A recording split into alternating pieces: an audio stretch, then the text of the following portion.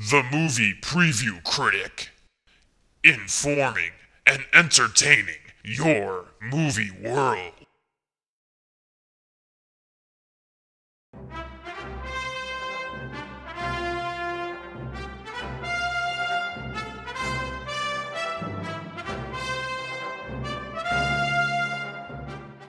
So there I was, acting like a good wingman. On a double date with my best friend, his new girlfriend, and her friend, we got to the theater and there was a decision to be made. The girls wanted to see a movie that today no one remembers, Earth Girls Are Easy, starring Jeff Goldblum, Gina Davis, and Jim Carrey before he was Jim Carrey. Me and my bro want to see Indiana Jones and the Last Crusade. There's tension, there's silence. My bro gives in, especially because he wants to put the moves on his girl and needs me to keep her blocking friend distracted. But then again, this is Indiana Jones. Then I justify to myself, I'm gonna stay strong, say that I want to see The Last Crusade, and hopefully the blocking friend will see it with me. The girls don't go for it, and I don't want to seem weak and indecisive, so I stick to my decision, and I see Indiana Jones and The Last Crusade on my own. While I'm experiencing an action-adventure comedy classic, my bro is suffering failure after failure, as any attempt to get closer to his girl is denied by the blocking friend. And to add ironic insult to blocked injury, he has to sit through Earth Girls Are Easy cursing the bullshit title because his Earth Girl is anything but easy. Even though it was the right choice in terms of the code of worthy movie viewing, it was a violation of an even stronger code, the code of the bros, which we all learned in sex ed from our PE teachers. Rule 1, bros before hoes, and Rule 2, bros before Jones. It was a lapse in judgment I apologized for, and swore that I would make up to him the next time an Indiana Jones movie came out. But I would never get that chance, because it took 19 years for a new installment to reach theaters, and in the meantime my friend got married, and there is no longer a need for a movie-going wingman. But there is a need to review those 19 years of indie-list cinema, because it was filled with a lot of wannabes whose existence is going to affect how we view indie's newest adventure. First, let's start with what to expect from the Kingdom of the Crystal Skull. Based on the preview, the story probably goes something like this. It's 1957, 19 years after Indy's last adventure, and like the three previous movies, this one probably opens up with an action sequence, James Bond style. Indy, at the end of a previous adventure, we only get a peek of. More than likely, it introduces communist Russians as the opponents early, since we're so used to Nazis as being Indy's automatic nemesis. After a narrow escape, Indy returns to the university where Shia LaBeouf, doing his best Marlon Brando the Wild One 1950s greaser impersonation, approaches him about searching for the Crystal Skull. Not sure what that is? The preview pretty much explains that here. Legend says that a crystal skull was stolen from a mythical lost city in the Amazon, supposedly built out of solid gold, guarded by the living dead. Whoever returns the skull to the city temple will be given control over its power. So where do they have to go first? Back to the X-Files secret warehouse from the end of Raiders of the Lost Ark. That's where the main action sequence featured in the preview comes in. They're searching for some clue that's hidden away in one of the boxes. We meet Cate Blanchett playing Soviet agent Irina Splanko, and here she captures Indy, forcing him to work with her. They go off to the Amazon, and Indy deciphers clues and leads them through booby traps until he manages to escape with the help of his longtime love interest, Marion. Eventually, Indy, the Greaser, and Marion make their way to the lost hidden temple made of gold. They encounter the undead which protect the Crystal Skull secrets, and find a way to overcome the Soviets and Irina Splanko. And just like the previous movies, we, along with Indy, witness the power of the mysterious artifact he's been searching for the entire movie. But, in the end, Indy never gets to control or own it. The artifact is destroyed, lost, buried, or taken away by the government. Finally, there's most likely a setup for the possibility of one more adventure. Not too bad, right? But at the same time, nothing too mind-blowing either. Why?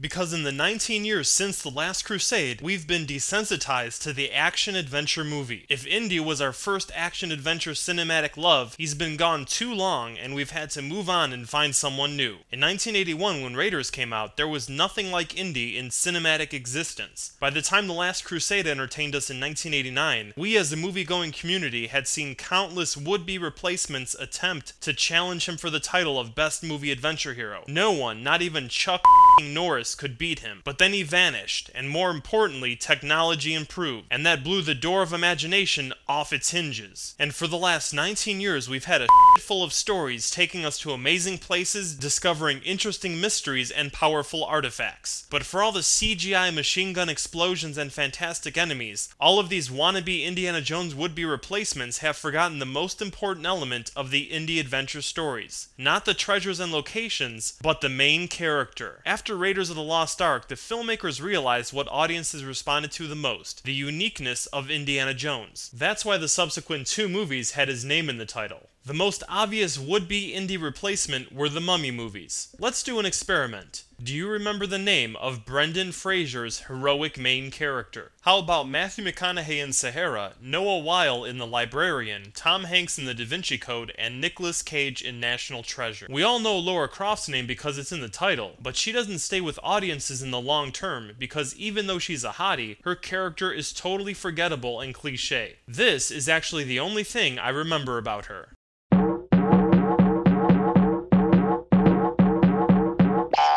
The recent action-adventure movies reflect the major problem with film today, a focus on special effects that wow the audience instead of characters that affect the audience. I, for one, am going to see Kingdom of the Crystal Skull because it'll be like hanging out with an old friend again, a chance to catch up and see how indies changed over the last 19 years. I'm not going because I want to find out about the Crystal Skull. Why? Because it's not as impressive as it would have been 20 or even 10 years ago. There's just not a lot of mystery to it. First, because I can look it up online. In the 80s, there was no internet, and if you wanted to find out about the Holy Grail or the Lost Ark, you'd have to go to the library and spend a lot of time researching. Or you could just go to the movie and let the mystery unfold minute by minute. Second, after watching Lara Croft search for an artifact that controls time, then looking for Pandora's box, and then watching Forrest Gump search for the real Holy Grail, then seeing Encino Man fight a reanimated mummy and the Scorpion King, and then journeying with Nicolas Cage as he discovered a lost treasure hidden by the founding fathers of America, and even more recently, a lost city of gold, the idea of a crystal skull just doesn't seem like such a big deal, even if it throws in a little bit of Roswell, New Mexico alien mythology and zombies. So let's just admit it, we don't care about the treasure this time around. Watching the preview, you kind of just shrug your shoulders and think,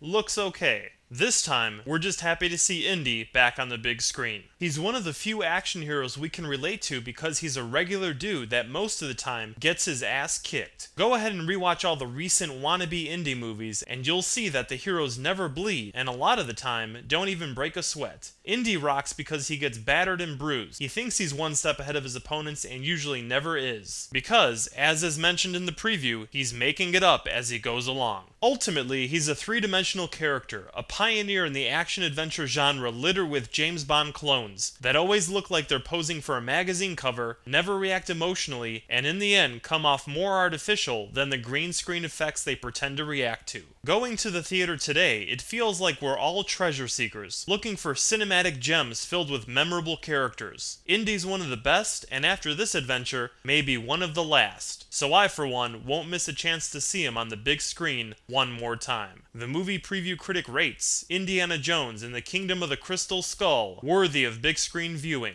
But because it's nothing new or mind-blowing, see it at matinee price. This is perfect for Harrison Ford and Steven Spielberg fans, as well as action lovers, adventure lovers, and old-fashioned stunt lovers. Also, if you've seen the first three Indy movies, you may be suffering from OCFD, Obsessive Compulsive Franchise Disorder. You don't feel complete until you've seen all the installments of a given movie franchise. And if you grew up watching the original Indy movies, you're probably seeing this for the nostalgia factor. Finally, let's find Indiana Jones and the Kingdom of the Crystal Skull's place in movie history. It'll be better than all of the Indy wannabes created since Raiders of the Lost Ark, which include King Solomon's Mines, Alan Quartermain and the City of Lost Gold, Romancing the Stone, Jewel of the Nile, Firewalker, The Librarian Parts 1 and 2, The Mummy 1 and 2, Lara Croft 1 and 2, The Da Vinci Code, Sahara, and National Treasure 1 and 2, and will not be able to top Raiders, Temple, or Last Crusade. So there it is, Indiana Jones and the Kingdom of the Crystal Skull's place in movie history. So until next time, choose your movies wisely, and as always, long live good movies.